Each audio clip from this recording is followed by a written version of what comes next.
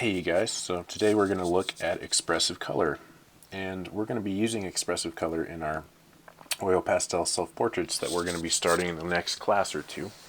Now what that means is that you actually don't have to just draw it realistically and use realistic skin tones on your self-portrait and everything. You can use whatever colors you want. But you have to bear in mind what each of those colors mean and what color schemes will do behind the meaning of the artwork.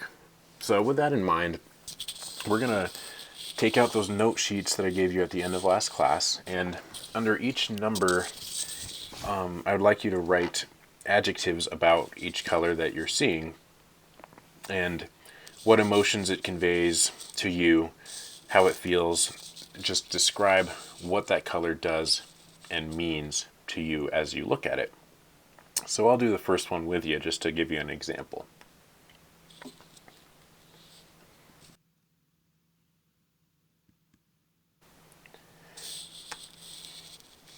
Alright, so this first one is red, and for me, looking at red, the first thing that comes to mind is it's definitely, to me, an angry color. It's very harsh, even just the color by itself, regardless of its connotations. It's very intense and really attracts your eye. It's very difficult to ignore. So I would maybe write angry, aggressive, and harsh, and maybe intense as well. But those are just some adjectives that I would think of.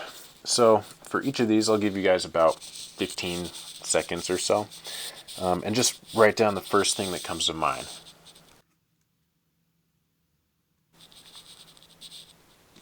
So this next one, 2, is yellow. And don't overthink this or take too much time on it. Just the first things that come to your mind and that you experience internally when you just see a big square full of yellow. All right, let's move on to the next one. Number 3 is blue.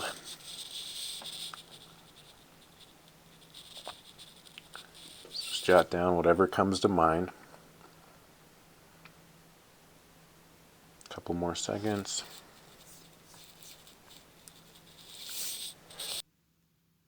Number 4, orange. And again, I'm not looking for objects like basketballs or oranges. I'm looking for adjectives describing the mood of each of these colors. All right. Number 5 is green. Same procedure.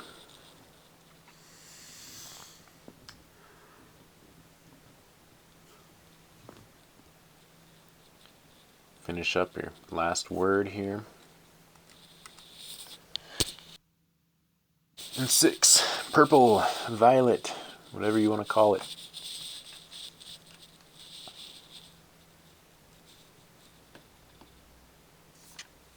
What does purple make you feel? What would you experience if the entire world was purple for an hour? How would that make you feel? All right, and the last one is black. Pitch black. What emotional qualities does black have to it? All right, and so next we're going to take a look at a few historical examples of artwork using expressive color. And in the bottom section of your note page, you can go ahead and write down the names of each of these artists and jot down some notes as well on how they use color to create artistic meaning. So the first one,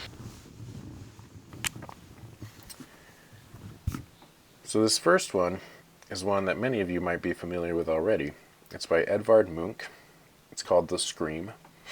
And obviously, it has some fear involved, and it's a very intense, violent painting. But I would like you guys to just put your hand or your finger or piece of paper or something over your screen right in front of the figure in the bottom center of the painting. So just block out that screaming person for a second and just take a look at the colors used in this painting. And think about, if that person wasn't even there, what the mood of it would be. So with red and black, and lots of these kind of gross grayish browns, and then some blues as well, you've got a lot of really intense colors right next to each other, and all of them have connotations of either anger, like the red, or sadness, like the blue and the black. And even the black conveys anger as well. So when it's that specific combination, you don't see any bright, like happy, sunshiny yellow or anything. And so that combination of colors, even without any content in the painting, would create the mood that Edvard Munch is looking for.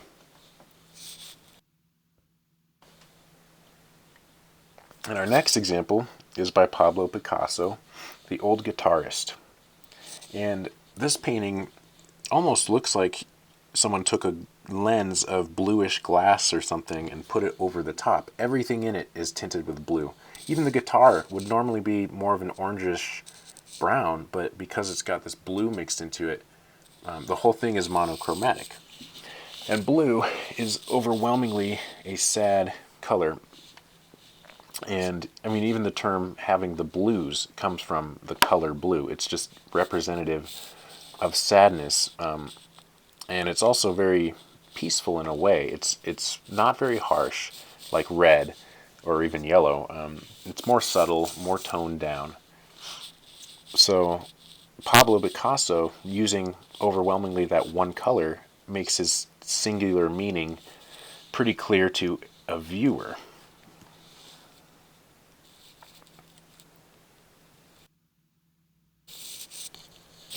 All right, next we're going to look at a couple examples by Henri Matisse.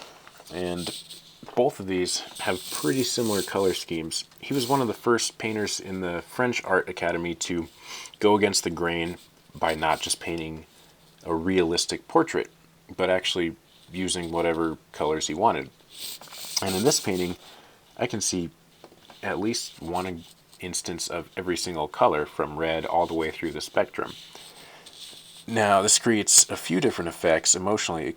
It automatically makes the painting pretty confusing. So it's not like the Picasso we just looked at, where it's just one color and you kind of know what that color means. In this one, you have every color, and so it's automatically just harder to decipher what Matisse wanted to say with his color scheme. But at the same time, that confusion and chaos can be indicative of maybe his response towards this woman, or even just maybe what the woman is experiencing, some sort of confusion. Now, at the same time, all of these colors are pretty playful as well. So there's a lot of ambiguity there. And as we look at the next material, so yeah, looking at this next Matisse example, we've got a pretty similar color scheme here, with just so many different colors, and they're all really intense. And as an artist, you actually don't have to make your meaning super clear. You can have an ambiguous meaning or make the viewer think about it more. So it doesn't have to be quite so obvious as maybe the Picasso meaning. But at the same time, bear in mind that if someone's looking at this, they might not know what you're wanting to convey about the person that you're painting, which in your case, with oil pastels, will be you in your self-portrait.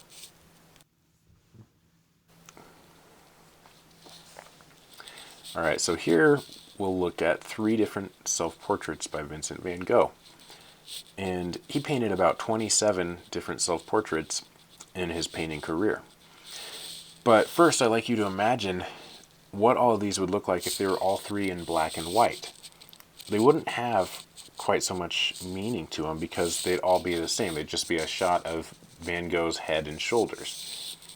But with the colors, they all 3 speak very differently to the viewer. So the one on the left uses 2 classic colors for anger, black and red.